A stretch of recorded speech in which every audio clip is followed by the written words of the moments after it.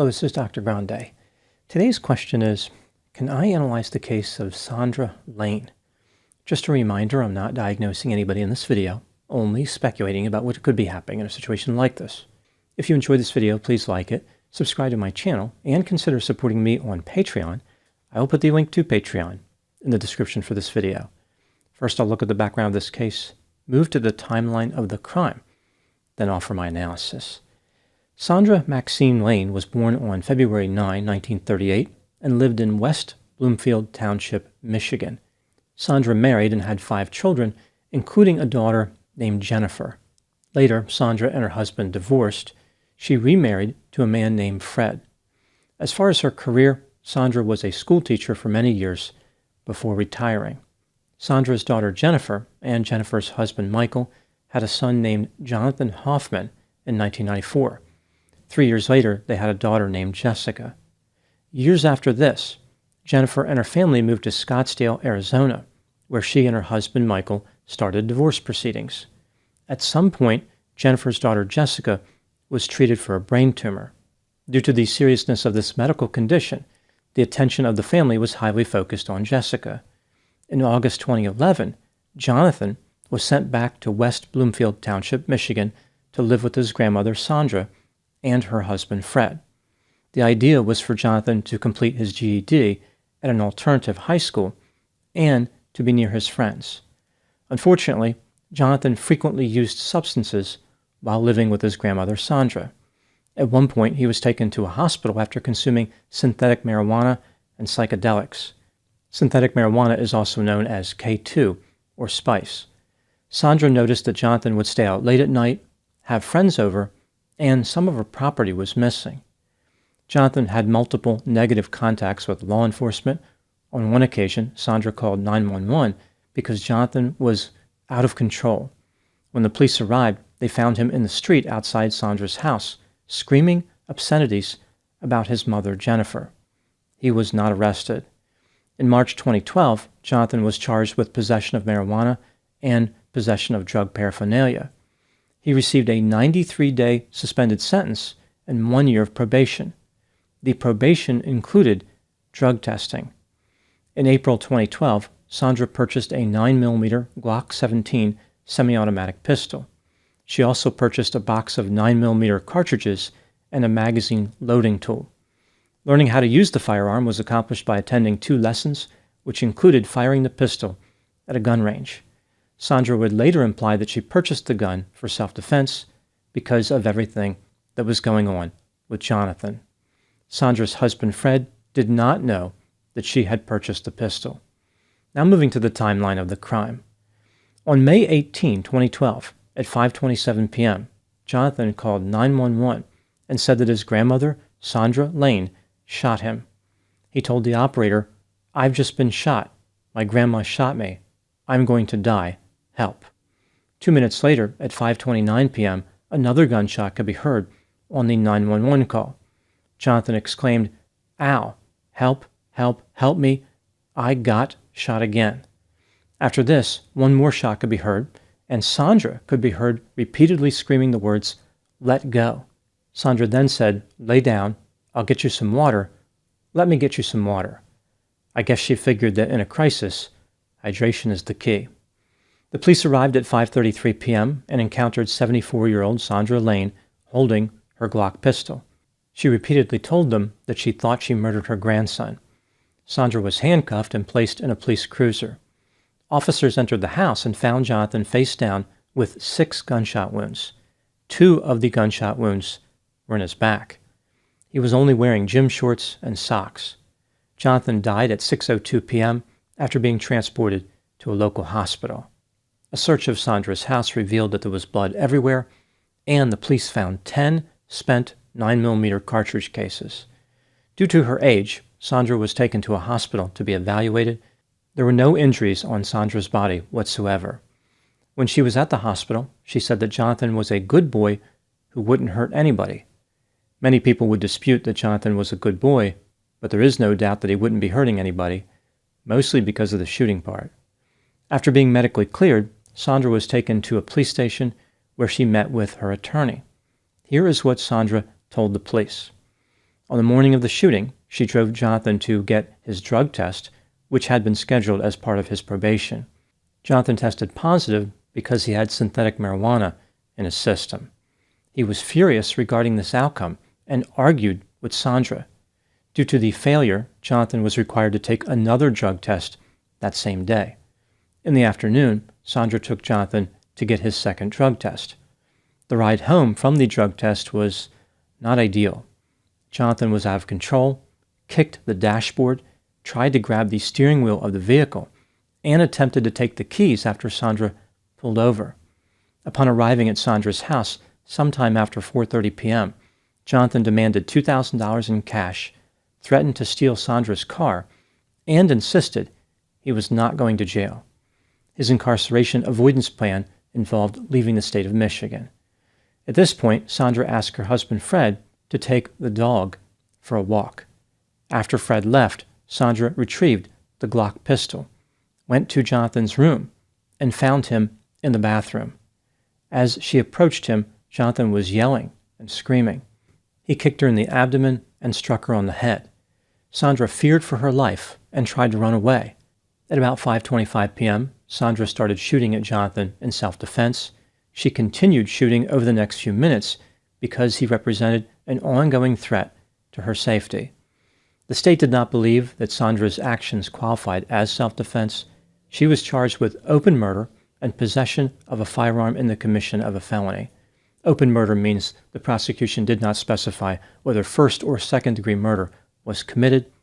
That decision would be left to a jury. In the spring of 2013, Sandra went on trial. On April 12th, she was found guilty of second-degree murder and the firearm charge. The jury did not think the murder was premeditated. 6 days later, Sandra was sentenced to 20 to 40 years for the murder charge and 2 years for the firearm charge. The sentences are to be served consecutively. Sandra unsuccessfully appealed her conviction and will probably die in prison. Now moving to my analysis. Sandra maintains her innocence, and she has a large number of supporters from West Bloomfield Township and the surrounding area. Many people believe that Jonathan was a dangerous and out-of-control substance-using offender who was destined to get someone killed. Sandra's actions may have been ill-advised, but she was within her rights to shoot Jonathan to death. The state, of course, disagrees. They argue that Jonathan was on a bad path, but he did not deserve to die. Sandra may not have been attacked by Jonathan, and even if she was, she pursued him using more force than necessary to defend herself. This brings me to the question, was Sandra guilty of murder? Let's take a look at the evidence both for and against the idea that she was guilty, starting with the inculpatory factors. The month before the fatal shooting, Sandra purchased a pistol and took lessons. She paid cash and did not tell her husband about the purchase. On the day of the shooting, after arriving home with Jonathan, Sandra told Fred to walk the dog. She retrieved her pistol from downstairs and confronted Jonathan upstairs while holding it. She may not have pointed the gun at him, but this would still be intimidating, and she was not in danger at this point. Why did she need the firearm? At her trial, Sandra testified about her intent, saying, quote, "I wanted him to hear me. I wanted him to pay attention to me, that I would not give him the car. I would not let him take the car. I would not let him take the money. He had to listen." Unquote. Sandra didn't retrieve the pistol due to fear, rather to capture Jonathan's attention and to convince him that she was serious. Jonathan may have attacked Sandra at this point, but she did not have any injuries when she was examined at the hospital. Even if Jonathan did attack, Sandra chased him down through the house and continued shooting him after the initial shooting. On the 911 call, Jonathan appeared to be frightened, and he did not seem to be the aggressor. He was the one calling for help. Sandra never called for help. Jonathan's blood was found on the magazine of the Glock pistol. This makes it seem like Sandra reloaded during the shooting. There were bloody footprints in the basement where Sandra had the ammunition stored. The footprints matched her feet, but the blood belonged to Jonathan. Maybe Sandra was justified when she fired the first volley, but every shot after that represented excessive force. The state claimed that the synthetic marijuana in Jonathan's system was no longer actively influencing his behavior. Sandra initially told the police that she murdered her grandson. Moving to the exculpatory factors, Jonathan had proven himself to be a hazardous individual who had no respect for the law. In the past, he had slammed a computer monitor onto the floor, kicked in closet doors, broke items in his room, and used substances. His behavior on the day of the shooting was out of control. He demanded money, threatened to steal a car, and may have been physically violent. A strong desire to avoid jail made Jonathan particularly dangerous. He would have done anything to escape the consequences of his behavior. Sandra may have purchased the pistol because she was afraid for her safety. In addition to Jonathan's behavior and concerns about his friends, there was another reason for Sandra to be fearful. A month earlier, in nearby Farmington Hills, a son killed his father with a baseball bat. The son had been using synthetic marijuana and attended the same school as Jonathan. As far as Sandra not telling Fred about the purchase of the pistol, she may have been concerned that Fred would have kicked Jonathan out if he knew how bad the situation was.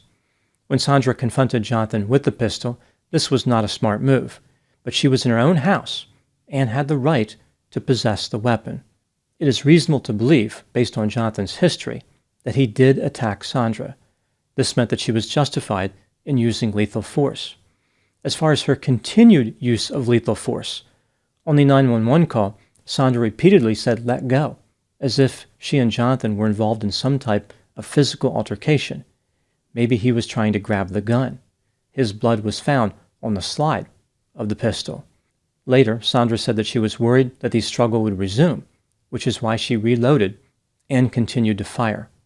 Sandra was under no duty to retreat in her own house. The state claimed that Jonathan was not under the active influence of synthetic marijuana, but the drug was detected in his system. Did the state really know what effect it was having on him? When considering all the evidence in this case, do I think that Sandra Layne was guilty of murder? Yes, in my opinion, she was guilty of second-degree murder. What do I think happened in this case? This is just a theory, my opinion. Sandra was frustrated by Jonathan's behavior, but had feelings of ambivalence. She was disgusted by his criminal activity, but also had a strong desire to save him from himself. The pistol was purchased because Sandra was afraid. She did not buy it with the intent to murder Jonathan. On the day of the shooting, Jonathan's behavior was horrendous, and Sandra was desperate to talk some sense into him. There was no way Sandra was going to let Jonathan push her around. She was ready to take a stand and stop him from stealing her money and her vehicle. She retrieved the pistol to command his attention, which was a massive mistake. Even so, Sandra was in her own house and had the right to carry the gun. Jonathan attacked her, and Sandra shot him in self-defense. If Sandra had walked away at this point and called for help, the shooting would have technically been justified, albeit tragic and ill-advised. The problem is that Sandra pursued Jonathan and continued to shoot him. Her motive for this action was not clear. Maybe she was angry, but this is not a reason to kill somebody.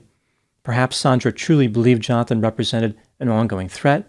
However, her belief was not reasonable under the circumstances. Either way, her actions represented murder. Now moving to my final thoughts. In this case, Jonathan was repeatedly allowed to get away with bad behavior. People probably thought they were doing him a favor, but they were mistaken. Ultimately, Jonathan's poor decisions led to Sandra becoming frustrated, fearful, and desperate. In a bizarre and misguided attempt to fix the situation, Sandra selected an extreme and permanent remedy. The overwhelming support the community offered Sandra has confused some people. Why were people so comfortable with the idea of her homicidal actions? I think their sentiment could be illustrated by considering this parody of an old holiday classic. Johnny got shot down by his grandma after failing drug tests on jail eve. You might say there's no such thing as karma, but Sandra and her Glock made us believe. Those are my thoughts on the case of Sandra Layne. Please put any opinions and thoughts in the comment section. They consistently generate an interesting dialogue. As always, I hope you found my analysis of this topic to be informative. Thanks for watching.